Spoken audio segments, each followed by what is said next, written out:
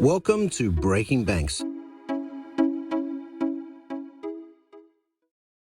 Welcome to Breaking Banks, the #1 fintech podcast and radio show globally, with over 20% of the total fintech podcast audience and 180 countries.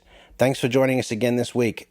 This week we joined with our friends over at the Futurists podcast, one of Provoke's newest podcasts, to interview someone we've had on the show a few times, Brad Templeton.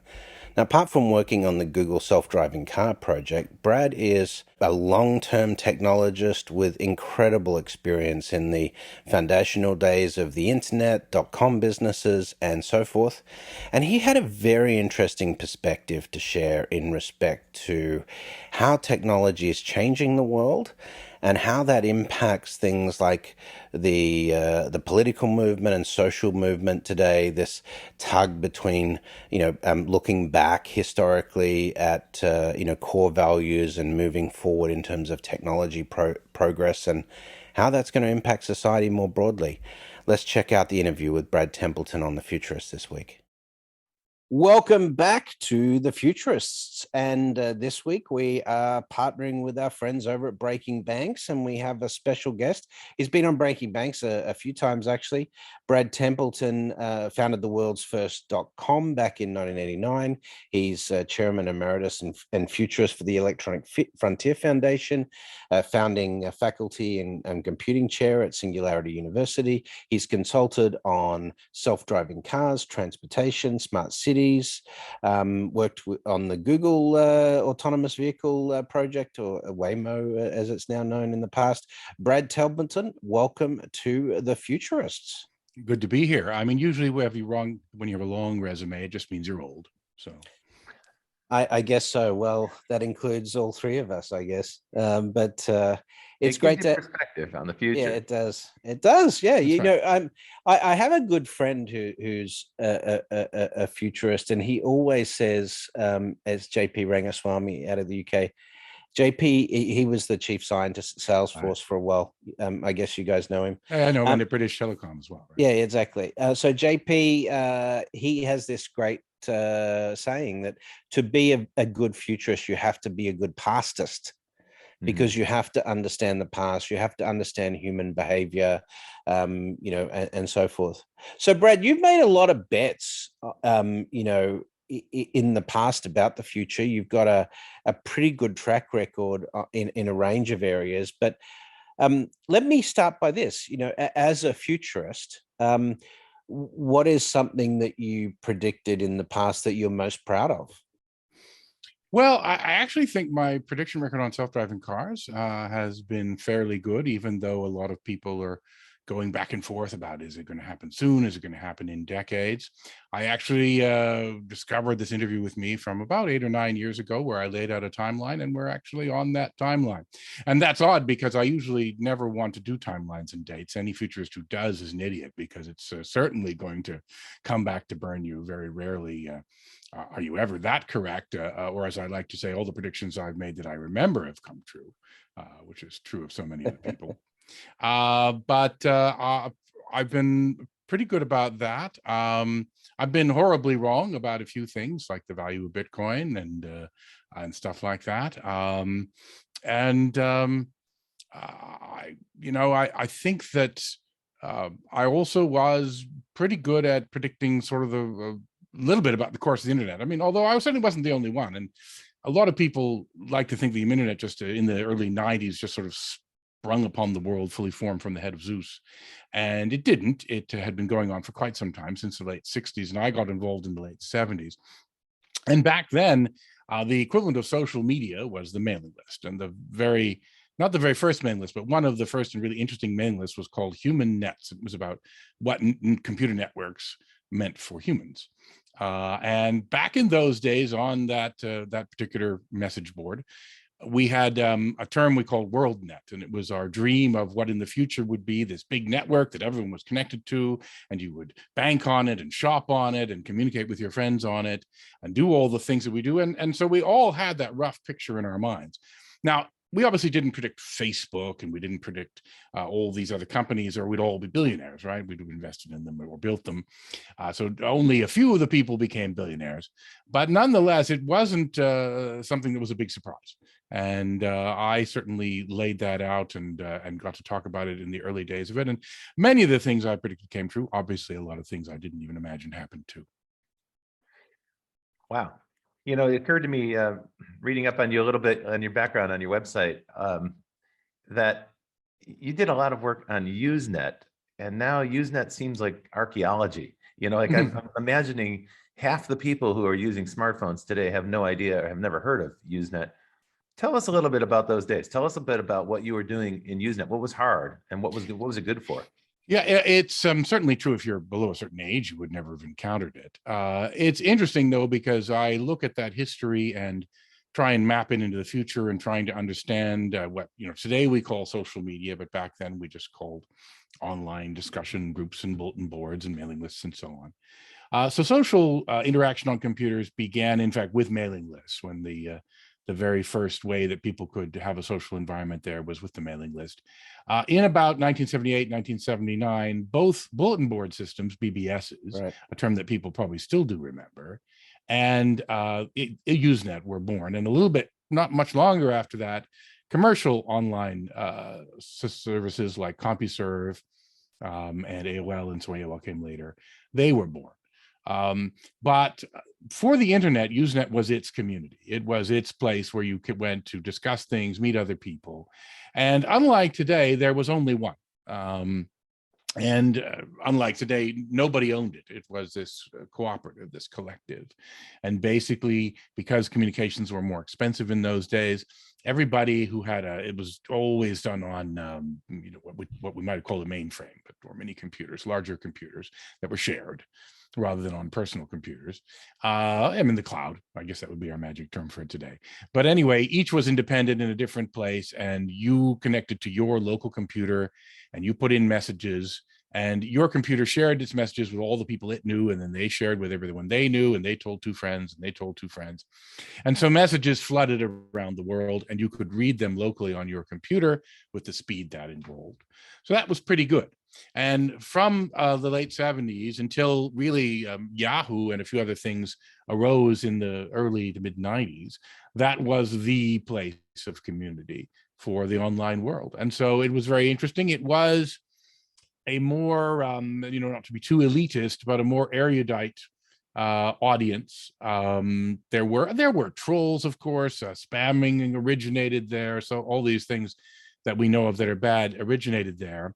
But to be getting on it in the beginning, you generally had to be at a lab or university. And then later you could be in a public online service.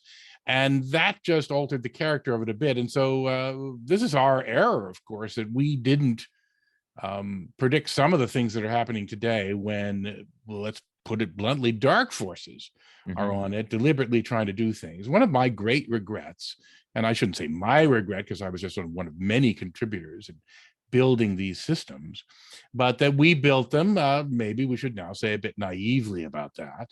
We generally felt, and I still mostly feel, that giving people more access to more information, more communication, the ability of anyone to publish, anyone to, get access to all information, that this is generally a good thing. But what we didn't anticipate was, of course, that if evil people decided to deliberately weaponize it, use it for propaganda, use it to bend people's wills, or bend the sphere of information that people have, that this could have, well, obviously rather horrible consequences. One of the great problems I ponder today is how to find a solution for that, a solution that still preserves what we value.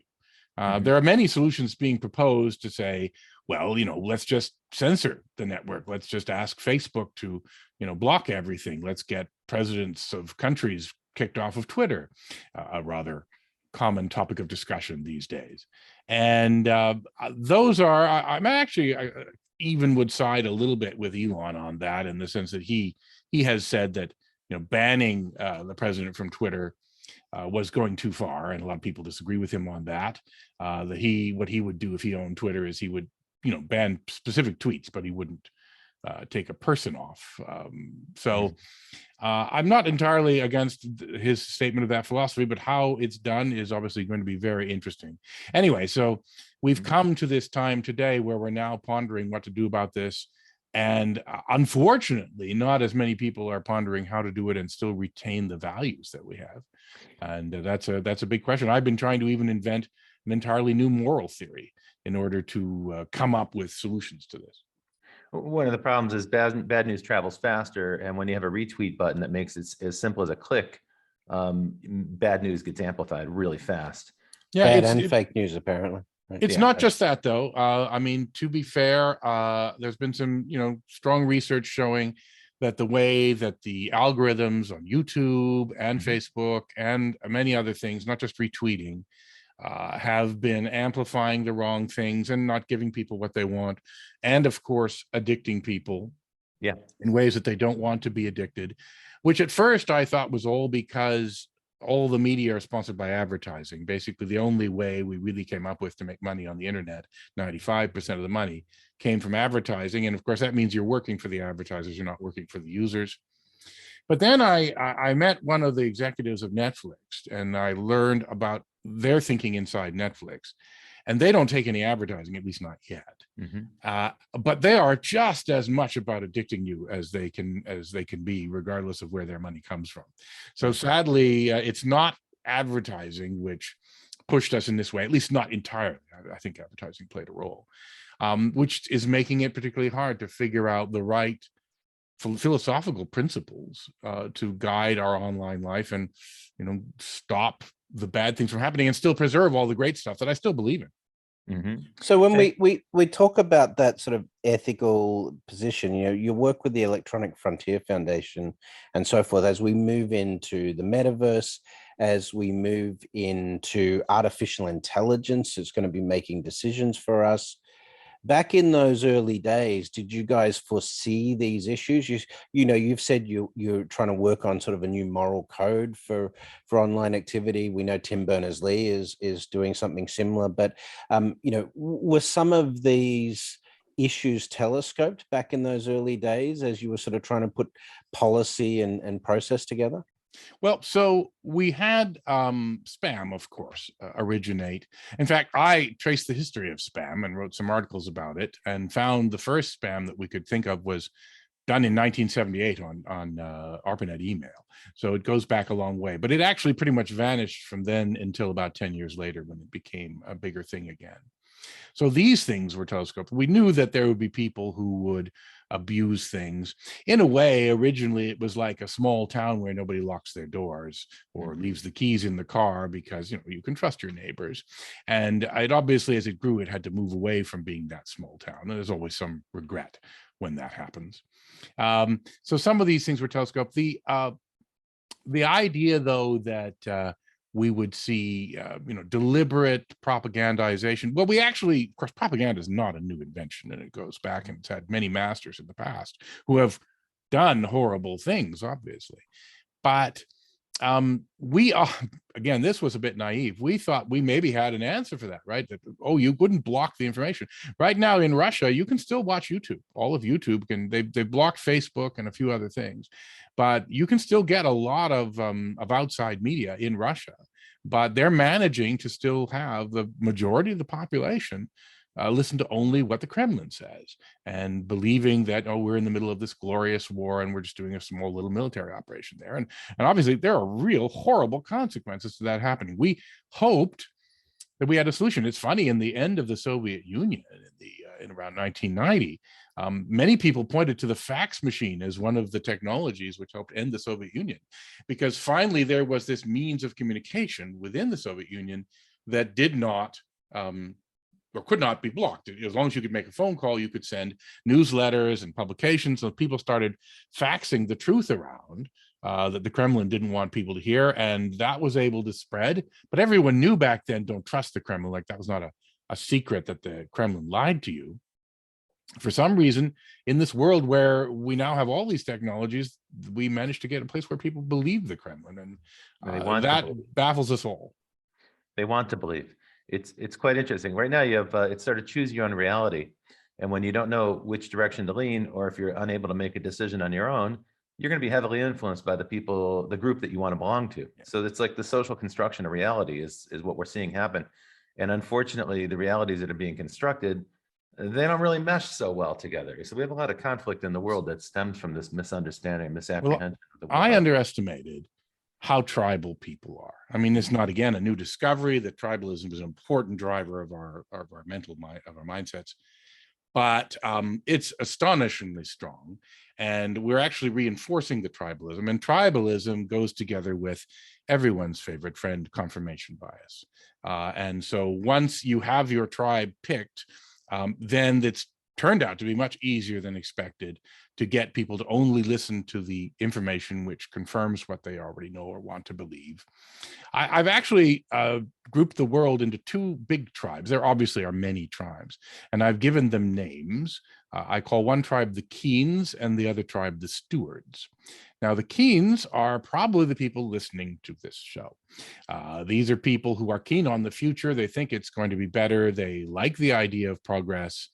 They like the idea of technology. They tend to be secular. They tend to be a little more on the left of the political spectrum, although not universally. And then the Stewards, as you can guess, are people who value the past. They want to protect the past. They're stewards of it. Make America Great Again is as a steward slogan, as you would expect. Of course, ISIS is also a steward organization that's trying to, return to a sort of a traditional caliphate. So the Keens and the Stewards are in battle. And the dark secret is the Keens are going to win. And they have been winning. And the Stewards know this sort of, but that doesn't mean they accept it. It doesn't mean they don't want to go gently into that good night. They want to fight it. If you used to be on top of the world, and the old order when I was young was white Christian males were in charge, and that's just how it goes. And even if you have come to believe that was not morally right, it's not, there's nothing inherently that says that white Christian males are superior. There are some people who think that, but there are many people who have come to accept that that's no longer what they would want to believe. But even if you believe it, doesn't mean you don't resist losing that privilege that you got.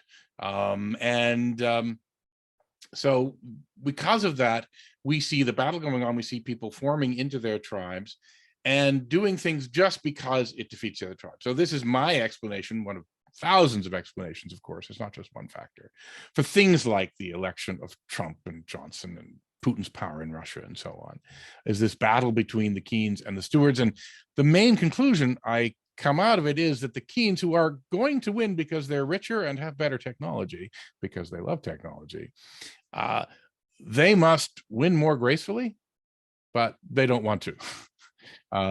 They must tolerate, pulling the others gently into the future that is the one we are going to build. And this idea is also expressed slightly differently by Virginia Postrel in her book The Future and Its Enemies, where she identifies dynamists and statists for stasis, not statists, but stasisists. I'm not actually. I was thinking of that when you were talking about the Keens. Yeah, so Virginia also has identified this before I did, actually. Mm-hmm. I think her thesis has also got a lot of validity. And so you could call this the great futurist question. This is the battle for the future between these different attitudes. Now, obviously, there are sub battles of all sorts, but the weapons are getting stronger. And of course, we Keens are providing some of those weapons. And what I'm afraid of is where we're going, which is where the AI technologies that are being revolutionized right now are used to do things like, build a model of every single individual voter, know as much as you can about that voter, everything they've written on social media, their political opinions, and then write for them. People have been impressed with what GPT-3 can sort of pull out of a hat. Well, we're not too far. Some of it's garbage, though, but we're not too far from being able to build an AI that says, here's everything about a person. Now write things that will push their buttons exactly right, okay, and send only them that thing. as opposed to old politics, which has had to say, let's identify some common themes that we can rally our base around. And we have this concept of our base, right? There are this group of people who are want to support us, will believe what we tell them.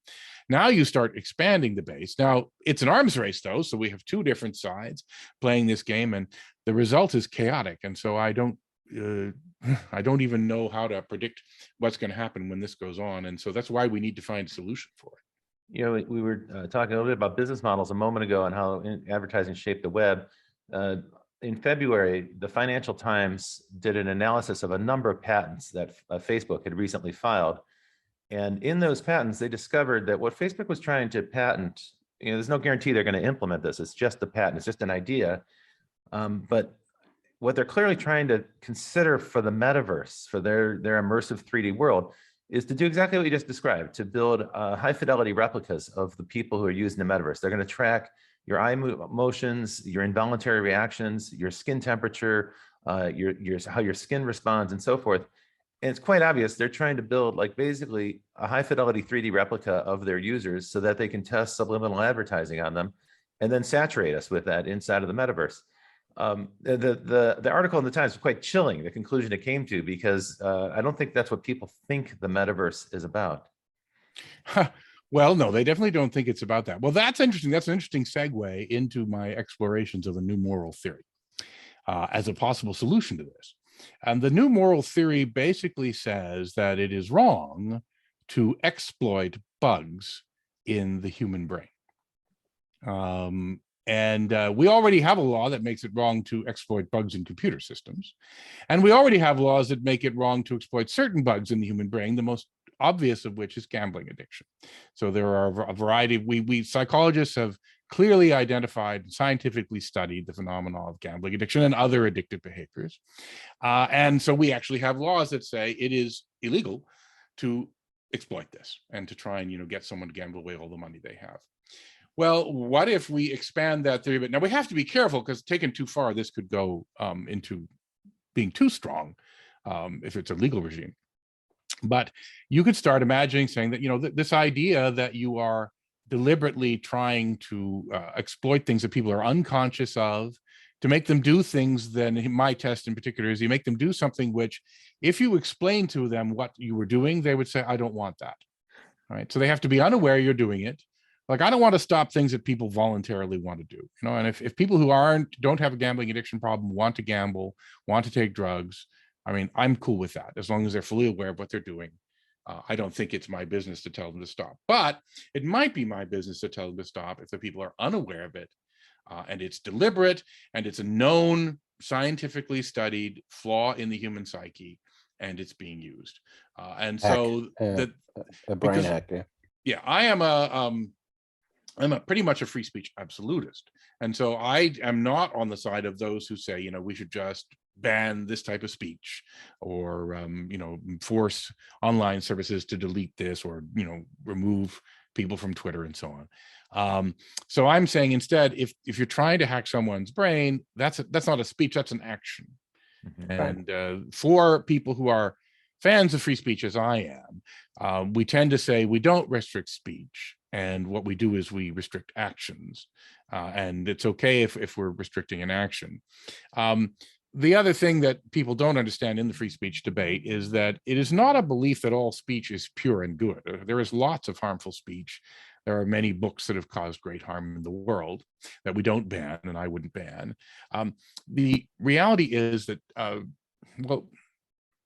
they've either caused an action, but the other thing is that we have found throughout history that there is no way to give someone the power to pick good and bad speech that doesn't backfire.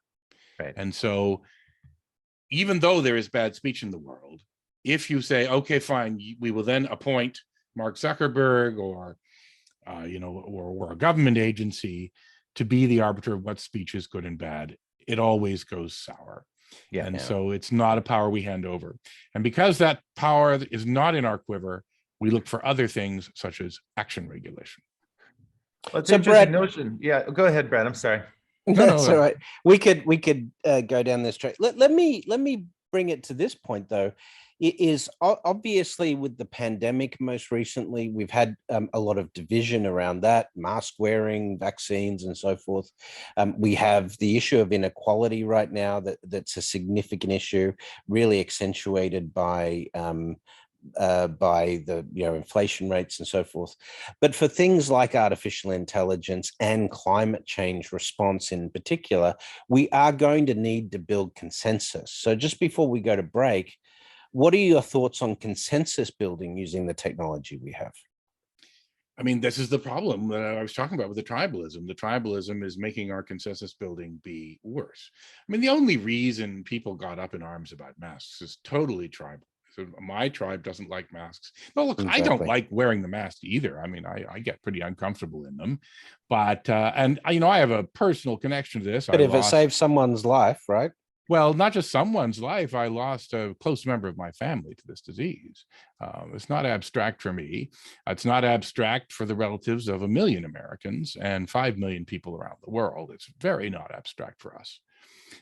And so, yeah, it's a little uncomfortable, but we put on pants just to stop people from seeing our. Well, you don't want to see mine, but the point is. We've been pretty easily come to consensus to do things like some pretty minor inconveniences in order to make society work better, but in this case to save lives. But it became a whole thing, and the great thing was that whichever you believed, you could find a study that backed up what you believed. You could find a study that said masks didn't seem to be effective.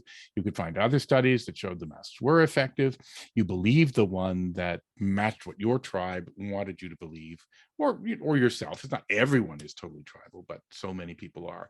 So the same thing has happened on global warming, and you can tell this because there's a really strong correlation between one's political stripe and one's views on vaccines, masking, global warming are probably three of the big issues. And abortion is actually, of course, the new hot one, which is flowing through our veins.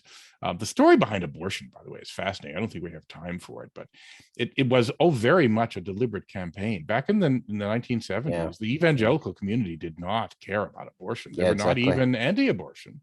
That was manufactured. And it became, here, you're in our tribe. Are you with Jesus or are you with the baby murderers? And you had to pick if you wanted to stay in the church. And they found this way to create this divisive issue.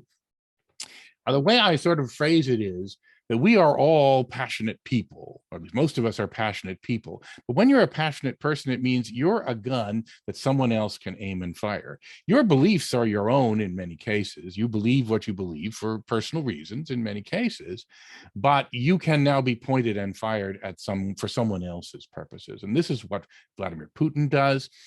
There are documented examples how there would be two protests organized across the street from each other, a left-wing protest or a right-wing protest and a left-wing counter-protest. In fact, this idea of a counter-protest is a relatively modern invention.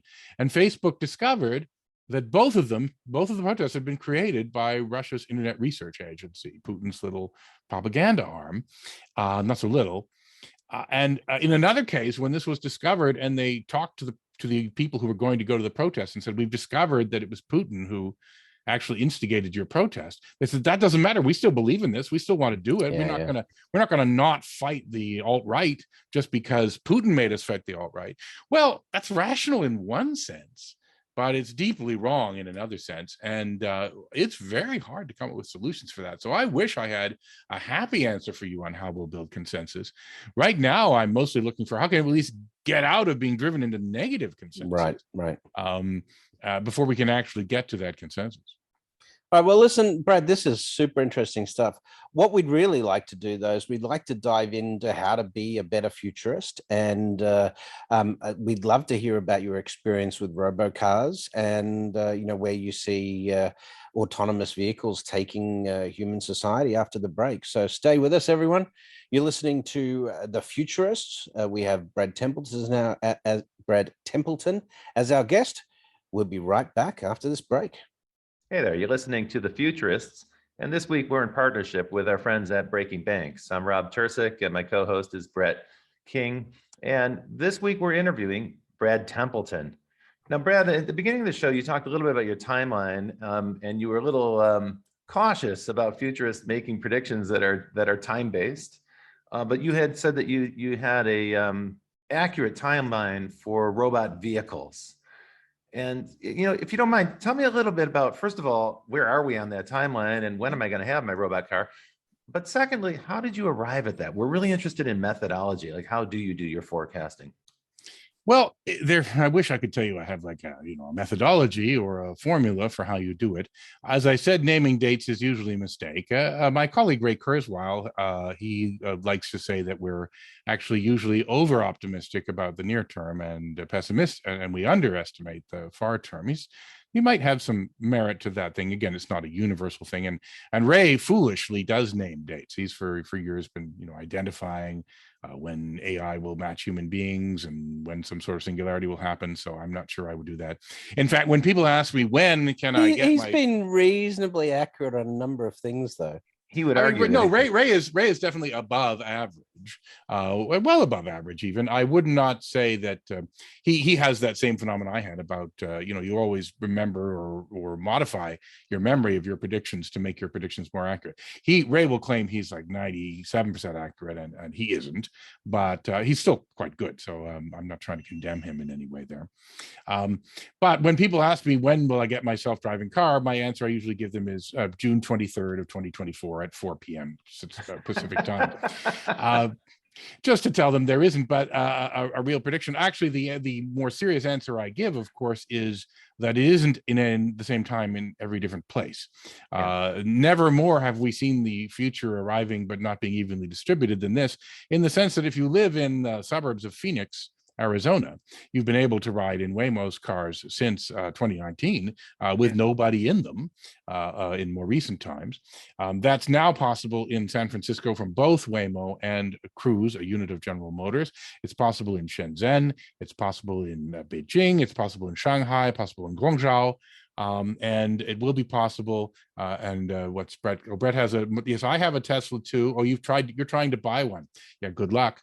I am. No, I've got it. It's coming on July 13, reportedly, with FSD. So.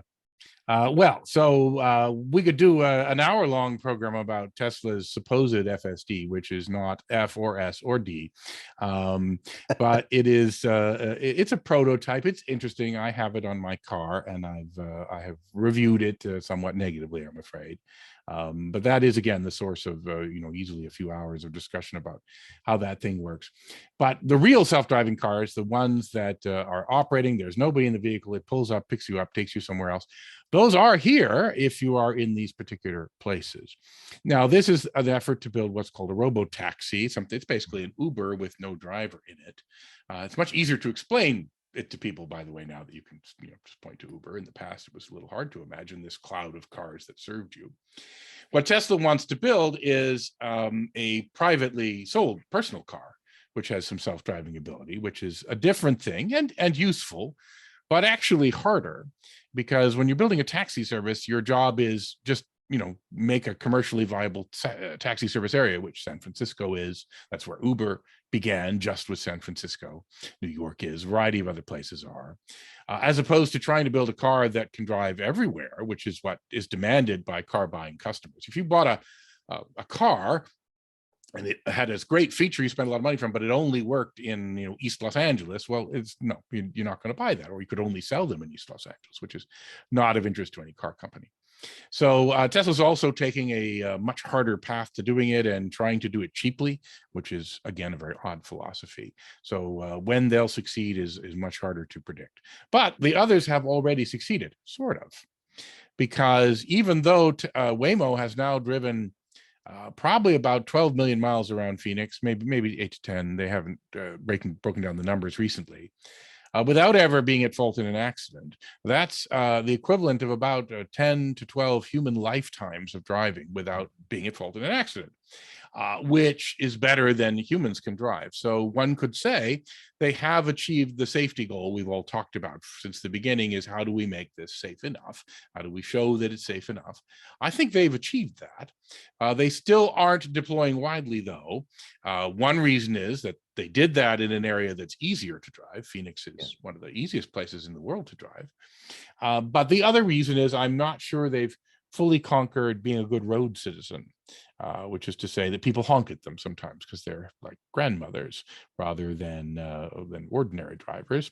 And so you have to be both safe and a good citizen of the road, something that there's actually a trade-off between, which makes it a little more challenging. But just in the last few weeks, we saw them expand their service areas in San Francisco. We saw a whole bunch of new areas appear in China. Several other companies are doing taxi services, robotaxi services, with a human being still behind the wheel to take over in case of a problem in a number of cities around the world. So that obviously is more experimental, but the ones that are running with nobody in them, while still not profitable because they're expensive research projects, are much closer to achieving this goal. And the question of when you'll get it. So my answer to when you'll get it is that I predict for this decade a land rush, as companies do solve these safety and road citizenship problems, and then they go out to stake territory. And unfortunately, staking territory is actually pretty expensive. It needs a lot of capital. Now, the companies doing this, like General Motors and Google and Apple and others and Amazon that want to get in the game, well, they do have a lot of capital, so that's not going to be a problem. And even the startups are getting access to some of the biggest pools of capital that startups have ever received. So it will be done, even though it will be so capital intensive. But that means is you can't just deploy the whole United States at once. Even Google doesn't have enough money to deploy the whole world or the whole US at once. Yeah, tell me what's difficult here, because my understanding is that they've got 80% solved and there's 20% remaining that is challenging. Maybe it's 10% remaining, I don't know. Talk a little bit about the underlying technology and the hard problems of autonomous vehicles. Well, I wouldn't use numbers like 80 or 20%. In fact, this is one of the mistakes that people make with the vehicle that Brett's going to receive in a few months, is they see now you tell me. Yeah, they see it drive and work 99% of the time, maybe even 99.9% of the time. And so if you want a vehicle that only runs over one of 1,000 pedestrians that it comes across, that's great. But the real goal is 99.9999, maybe even another 9 on top of that, 6 or 7 nines. And unfortunately, the journey from 3 nines to 6 nines is, well, it's 1,000-fold. So they're 0.1% of the way there, is how you might express it. But on the other hand, Waymo and the others are not 0.1% of the way there. They're much closer. In fact, I think in the safety number, Waymo has achieved that role. But what's hard? Well, so actually, surprisingly, one of the hard things is proving that you have done what you think you've done. It's a bit like drugs, right? So we had the Moderna vaccine in February of 2020, but we didn't know it was safe. But it was built like a month before there was ever a lockdown. The Moderna vaccine was ready. You could have gotten it injected in your arm, and some people did who were doing the trials. And it wasn't until November that we finally said, okay, now we know it's safe enough. We'll put it in arms. If we had somehow magically known how to use it, and I don't know how we could have magically known this, but if we had magically known it, millions of people would have avoided dying. So this is no minor thing to worry about. This is very concrete sort of and tragic numbers behind this. But anyway, with self-driving cars, you have to prove that you've actually made it safe enough, just like the drug. So first you have to make it safe, because you can't prove it by driving for human beings have a fatal accident about every 80 million miles in the United States. So you can't just say, let's just drive for 80 million miles and see if we kill someone, or even drive for 10 billion miles and see if we kill the average number of people, because that's very time consuming. You're always changing your software release every few days. So you can't even drive that much except in simulator on a release. So proving it is problem number one. The other problem that I think needs a little more work still today is predicting the future, being a good futurist. And in fact, I often say that the task of a self-driving car, it's often expressed in terms of sensing and planning and all sorts of other technical robotics terms. But the real job is to predict the future and just not have any ones in which things get hit.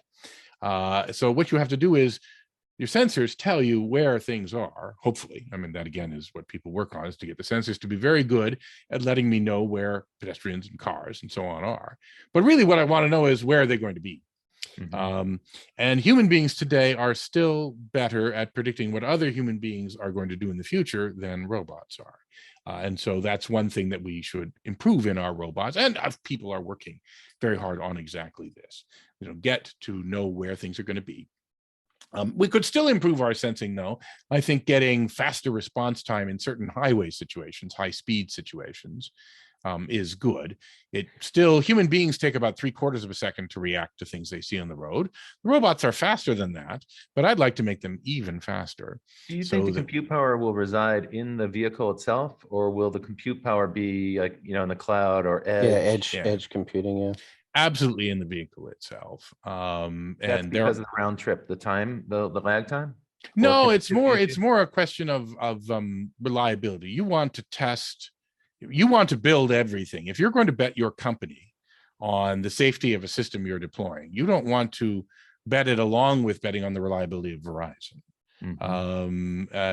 or any other player who's not you.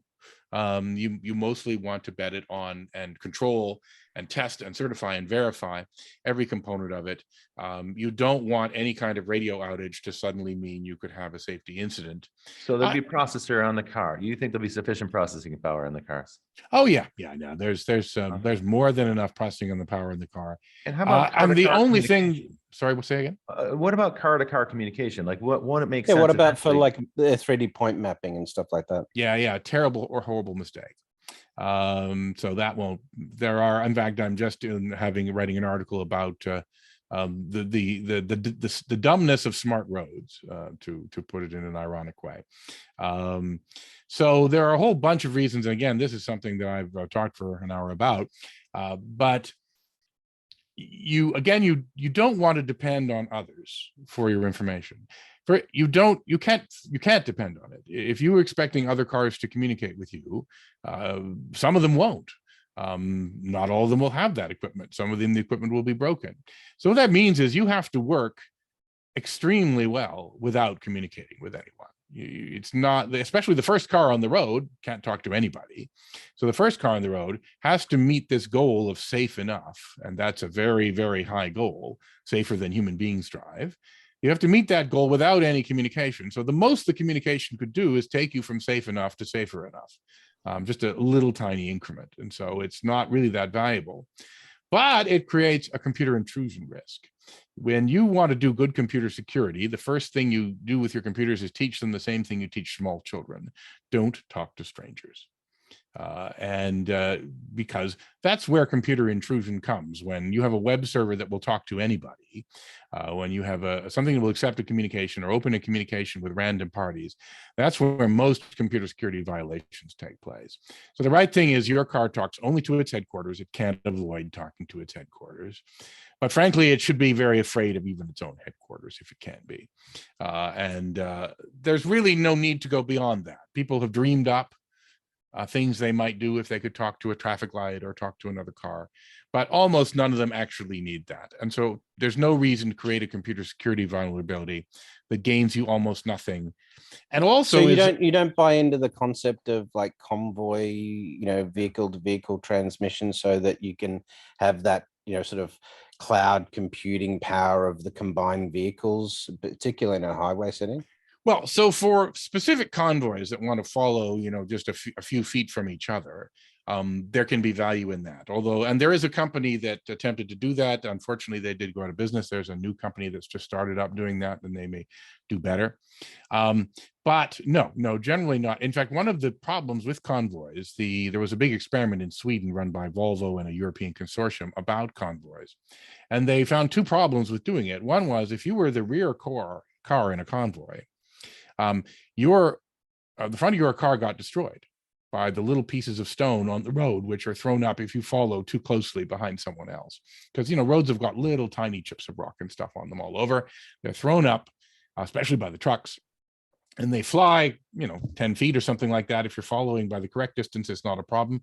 If you try and follow closely, they had one car, its radiator started leaking just because hundreds and hundreds of stones had been embedded in it. So following too closely is not a good thing. Secondly, even if convoying is useful for saving fuel, it's not something you do on day one. You sort of do that after everything else has been perfected, and then you try getting a little closer and a little more dangerous. So it's even if it is a good idea, it's some distance away. But that's about it. Yes, a radio might be useful for that, although I think a laser would probably be better in that circumstance than a radio. But that's a different matter. There are advantages to both. But no, absolutely. You've got now, for example, 2 million of the accidents in the United States out of the 12 million total every year car accidents are with deer. And I have not figured out how. Yeah, I had not figured out how to get the deer to wear transponders. So unless you can, you're going to face the fact that you just have to make this work without communicating with anyone else, as human beings do.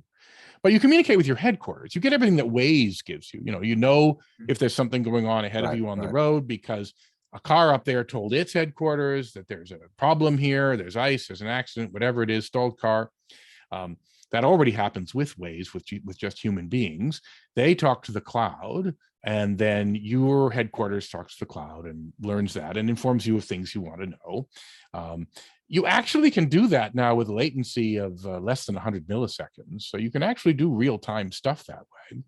And oddly enough, this is very weird. So normally I'm a big fan of decentralization and distribution. And you would say, oh, then you should love direct radio communication between the cars. But it turns out that if you want to directly communicate between the cars, you have to standardize how you do it. You have to come up with a way. No one's ever built a radio communications technology, any kind of communications technology, actually, that did not provide high value to the very first customer, right? Because if you have to make radio communications between cars work, you've got to have hundreds of millions of cars doing it before it's valuable. If only 10% of the cars have it, and by the way, that would take many years to happen.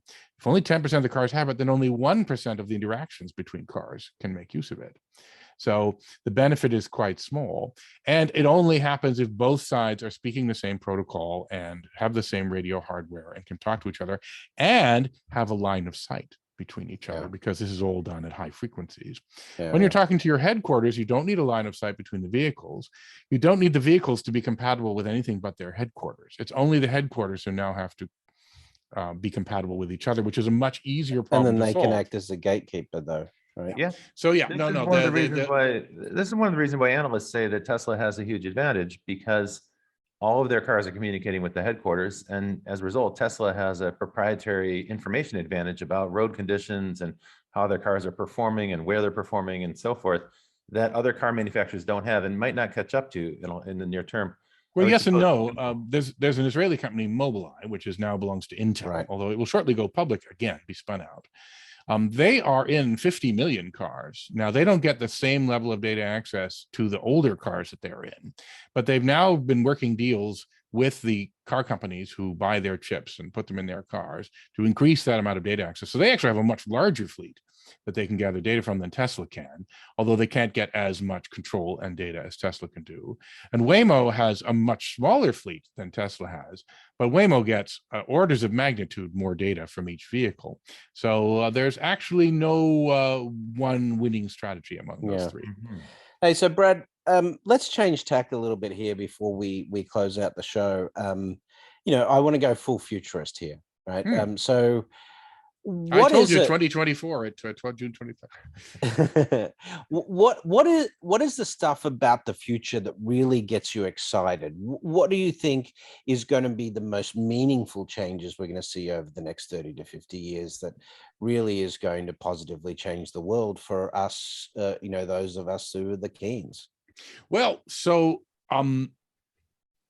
because, as you can see, I bleach my hair with peroxide every day so I can look more distinguished, I will admit an age bias in this particular answer, which is I want to stop aging.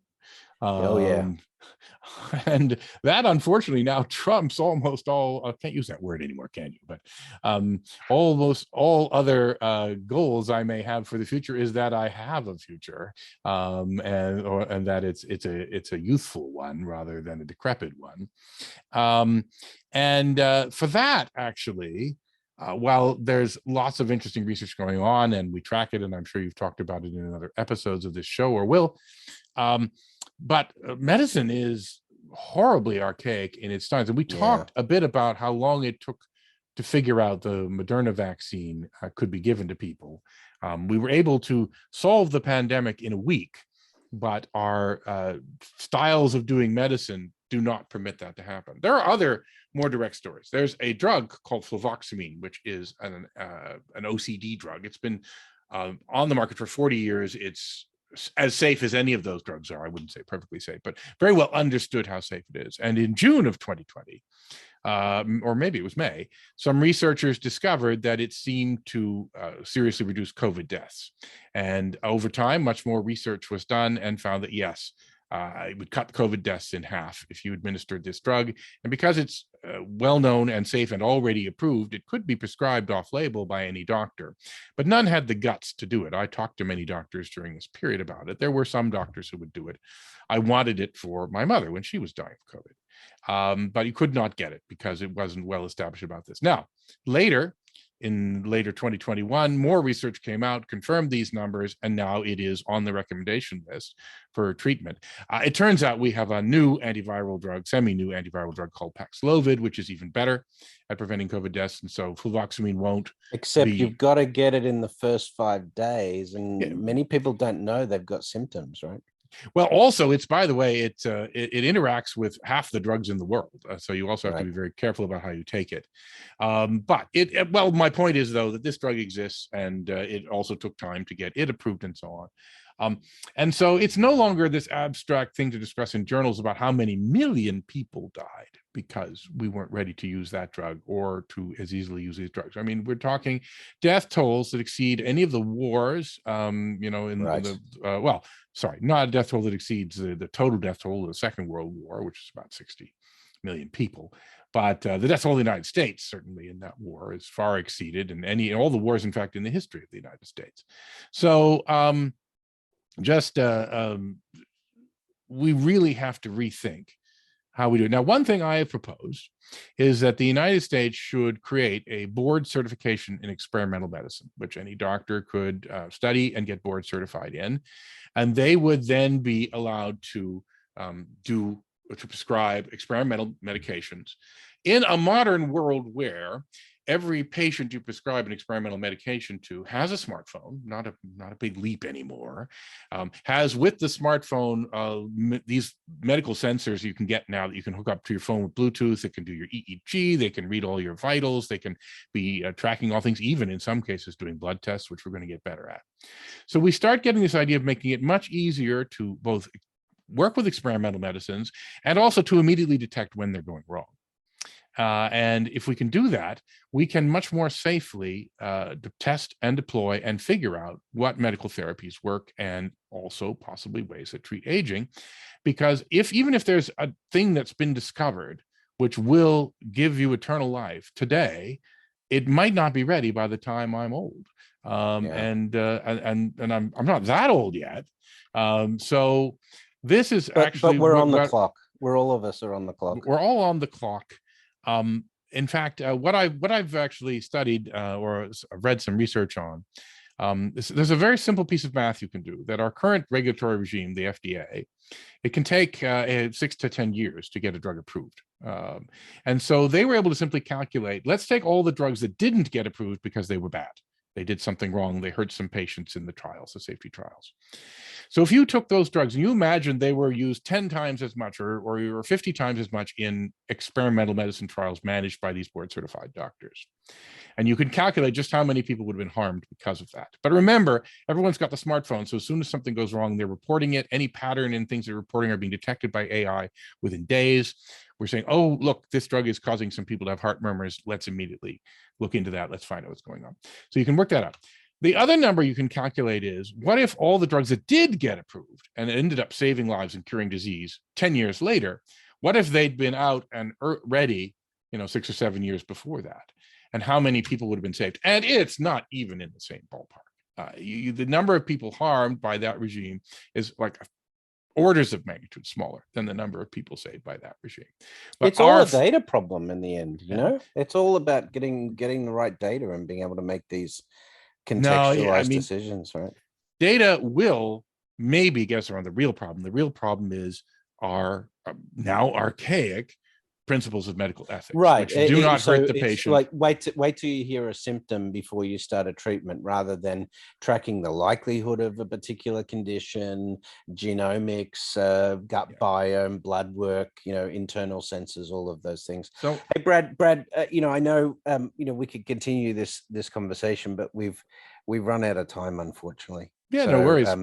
So episode 2 of the Brad Templeton a very show ironic statement to make when we're talking about aging, that we run absolutely we have run out of time. We've run out of time. But thank you for your enormous generosity in giving us your time. Where can people find more about the stuff that you're writing and the stuff that you talk about? Well, I have a blog, ideas.for-brad, and a website, templetons.com. I also write about transportation on the Forbes.com website. So you can find all those things if you could somehow get a giant network of connected computers where you could look up things. Awesome. You'll probably be able to learn where those things are. Yeah. Or there'll be links in the podcast description, probably. There will be. Thank you very much, Brad. Great to see you again. And, hope you get to wait out the cure of longevity like all of us. But thanks for joining us. You've been listening to The Futurists. So this week, partnering with our friends over at Breaking Banks, talking to Brad Templeton, a thought leader and futurist in the technology space over many years. It's been great. If you like the episode, don't forget to give us a 5-star review on your podcast platform of choice. Make sure you tweet us out or share it on LinkedIn or wherever it is that you share such things with your friends and your tribe. But thanks for listening, and we will return next week with more of The Futurists. Until then, we'll see you in the future. That's it for this week. If you like the show, make sure to give us a 5-star rating on your favorite podcast platform, or share it with a friend, or share it on social media. We'll see you again next week with more Breaking Banks.